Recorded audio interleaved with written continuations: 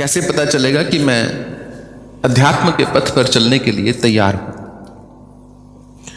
कहते हैं एक गुरु थे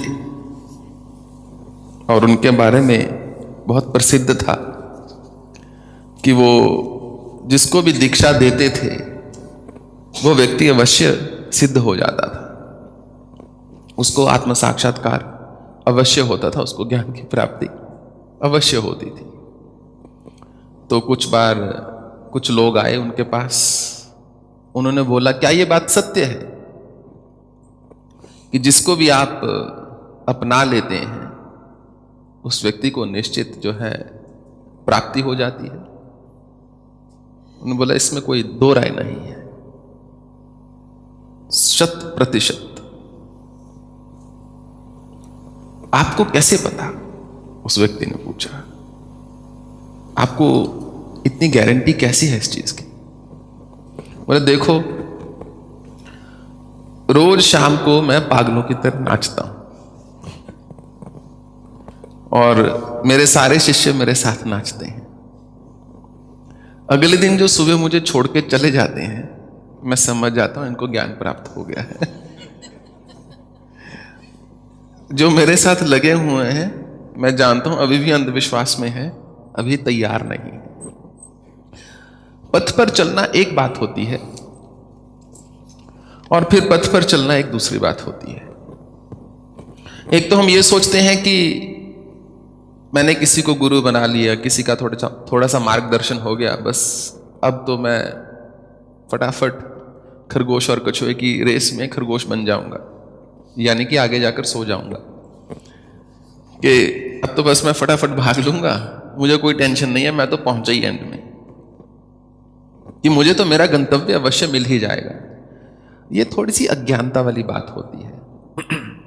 और इसी के चलते एक परंपरा में जब कोई परंपरा शुरू हो, चाहे वो बुद्ध की हो, चाहे महावीर की हो, चाहे क्राइस्ट की हो, चाहे किन्हीं की भी हो, क्यों केवल एक मुट्ठी भर लोग ही उस अवस्था को प्राप्त कर पाते हैं हजारों हजारों वर्षों में? गुरुओं ने तो ज्ञान सब खोल के रखा हुआ है, फिर सब कोई क्यों नहीं उस अवस्था तक पहुंच पाते? क्योंकि चलने वाले लोग बहुत कम होते हैं, बैठकर स्वप्न देखने वाले बहुत होते हैं। जो सीधा आज साधना शुरू करेंगे और करने से पहले ही सोचेंगे शायद अभी लग जाए समाधि, समाधि से नीचे बात नहीं करेंगे, सिद्धि से नीचे बात नहीं करेंगे। कभी देख लेना, जो भी ध्यान लगाता है अधिकतर समय वो ये नहीं सोचता बस मैं थोड़ा मन को शांत कर लूं।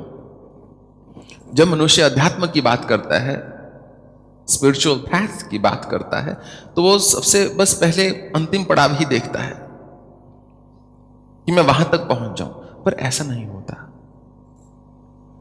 तो ऐसा कहना गलत होगा कि कोई ऐसी चीज है जिसको देखकर हम बोल दें कि आप तैयार हैं या नहीं तैयार हैं, क्योंकि कई बार जैसे जैसे आप पथ पर चलते हैं वैसे वैसे तैयार होते हैं। वास्तविक सत्य तो यह है, हम किसी को बोलने बहुत तैयार हो, क्या व्यक्ति तैयार है? रामकृष्ण परमहंस ने विवेकानंद को देखा, नरेन को देखा और उनकी आंखें नम हो गई। पकड़ा नहीं, पकड़ लिया, छोड़े ना उनको, बोले मैं तुम्हारी ही इंतजार कर रहा था, तुम तो साक्षात नारायण का रूप हो और पूर्व जन्मों से ही करते आ रहे हो, तुमको तो निश्चित रूप से प्राप्ति होगी। परंतु विवेकानंद ने रामकृष्ण परमहंस की भांति ना तो भक्ति की ना ही वैसा ध्यान लगाया। वो समाज के उत्थान के लिए अग्रसर रहे, प्रयत्नशील रहे जीवन पर्यंत। उनका अध्यात्म का पथ जो था वो भिन्न था। तो ऐसे ही किसी में कोई ऐसा लक्षण नहीं होता उसको देखकर हम बोल दें आप तो निश्चित रूप से इस पथ पर चलेंगे ही चलेंगे, क्योंकि ऐसे बहुत से लोग हैं जो संसार में चलते हैं और अच्छे से अच्छे संत से भी ज्यादा बढ़कर होते हैं। ऐसे हमारा समाज, हमारा विश्व ऐसे गृहस्थियों से भरा हुआ है। कोई ऐसा नहीं कि एक आधा मिलेगा, भरा हुआ है जो गृहस्थी का तप कर रहे हैं, जो समाज में जी रहे हैं और श्रेष्ठ से श्रेष्ठ संत से भी बढ़कर है उनका आचरण, उनकी सोच। चाहे वो संसार प्रवृत्ति के मार्ग में चल रहे हैं, फिर भी वो श्रेष्ठ संत हैं, फिर भी वो एक अध्यात्म के पथ पर चल रहे हैं। और एक ऐसा समय आता है जब कुछ चीजें आपके जीवन में प्रमुख हो जाती हैं, स्वतः ही प्राथमिकता को ले जाती हैं, वो आपकी प्रायोरिटी बन जाती हैं।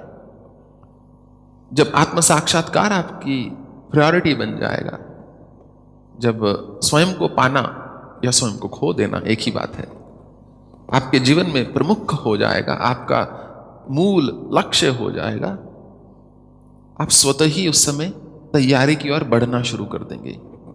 ये मार्ग तो ऐसा है, कांटों की धार है, चलते रहो। जिस दिन आपको लगेगा आज बहुत अच्छा ध्यान लगा, अगले ही दिन बहुत बेकार लगेगा, या उसी अगला ही सेशन, पहली इनिंग में छक्के चले गए, दूसरी में 0 पे, ये चलता रहेगा। वो कंसिस्टेंसी जो है कि एक समता के साथ आप चलते रहे अपने पथ पर, वही तैयारी का लक्षण है। अब किसी के माथे पर तो लिखा नहीं कि आप अध्यात्म के पथ पर चलेंगे पूर्णतः, ना ही किसी को देखकर हम बोल सकते हैं कि ऐसा है या वैसा है। तो केवल और केवल हम किसी के आचरण से जान सकते हैं वो व्यक्ति किस अवस्था में है। स्थित प्रज्ञस्य का भाषा समाधिस्थस्य केशव, स्थित धीर किम प्रभाषेत किम आसीत ब्रजेत किम। हे कृष्ण, मैं देखकर कैसे जानूं कि व्यक्ति आत्म साक्षात्कार को प्राप्त हो चुका है या नहीं? वो कैसा होता है व्यक्ति जो इस पथ पर चलता है? वो कैसा होता है जो इस पथ पर चल चुका है? उसका आचरण कैसा होता है? वो देखने में कैसा होता है? कैसे पता लगाया जाए? क्योंकि समाज ढोंगियों से भी भरा हुआ है। प्रजाति यदा कामान सर्वान पार्थ मनोगतान आत्मनेवात्मतिष्ठ स्थित प्रज्ञस्त तुच्यते। वो व्यक्ति, अर्जुन भगवान बोलते हैं भगवद गीता में, वो व्यक्ति, उसका सर्वप्रथम मूल लक्षण यह होगा कि वो केवल अपने लिए नहीं जी रहा। जो व्यक्ति केवल अपने लिए जी रहा है वो आत्म साक्षात्कार को प्राप्त नहीं कर सकता। जिसको अपने से ही फुर्सत नहीं है वो दुखी ही रहेगा निश्चित रूप से। उसका मन अशांत रहेगा हमेशा। उसको रात को सोने में भी दिक्कत होगी, उसको सुबह उठने में भी दिक्कत होगी। वो जागृत अवस्था में भी दुखी है, वो स्वप्न अवस्था में भी दुखी है। जो व्यक्ति दूसरे के दुख को दुख नहीं समझ सकता, वो व्यक्ति अध्यात्म के पथ पर चलने के लिए तैयार नहीं है। तो सबसे पहले जिसके हृदय में करुणा के बीज जो हैं गिर जाएं और पनपना शुरू कर दें, वो व्यक्ति पूर्णतः तैयार है इस पथ पर चलने के लिए। वही सबसे मूल है।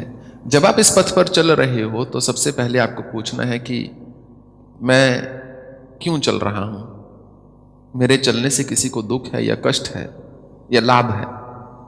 मैंने अपने माता पिता को बहुत कष्ट दिया, मैंने आज तक अपने उस कृत्य के लिए स्वयं को क्षमा नहीं किया है, परंतु मैं एक वचन देकर गया था कि यदि मुझे प्राप्त हो गया तो मैं वापिस आ जाऊंगा। तो जितनी जल्दी हो सका मैंने उस कर्म को किया और आ गया। परंतु मैं तो इस समय उनके पास नहीं हूं उनका सहारा बनने के लिए। अगर उनके चोट लगती है तो उनको खुद ही डॉक्टर को बुलाना है। मैं अपने पुराने स्वरूप में होता 10 लोगों की लाइन लगा देता उनके लिए। अभी मैं उनकी कोई मदद नहीं कर सकता किसी भी प्रकार से, ना शरीर से ना धन से। ये मैंने एक पथ चुना क्योंकि मैंने एक देखा कितनों को दुख दूं, 5-7 लोगों को दुख दूं या 5-7 लाख लोगों को वंचित रखूं। जो वो कदम मैंने ना उठाया होता तो आज यहां भी ना बैठा होता आपके साथ। तो वो बलिदान किसी ना किसी को देना पड़ता है। कितने ही जो यंग लोग मेरे पास दीक्षा के लिए आते हैं, मैं उनको बोलता हूं जाओ अपने माता पिता से आशीर्वाद लेकर आओ, उनकी परमिशन होगी तो मैं अगला कदम दे दूंगा। नहीं तो मैं ये गलती नहीं करना चाहता दोबारा। इवन कि जो ये स्वामी जी इस बैठे हैं, ये पहले से ही आश्रम एनवायरनमेंट में थे, कितने कितने साल, बचपन से ही इस तरफ रुझान था, रुचि थी। तो अगर आप तैयारी चाहते हैं तो देख लीजिए आशीष है या नहीं। जो आपसे बड़े हैं उनका मेरा आशीर्वाद में बहुत विश्वास है। आशीष एक ऐसी भावना है जो आपको कई बार एक ही क्षण में बदल के रख सकती है।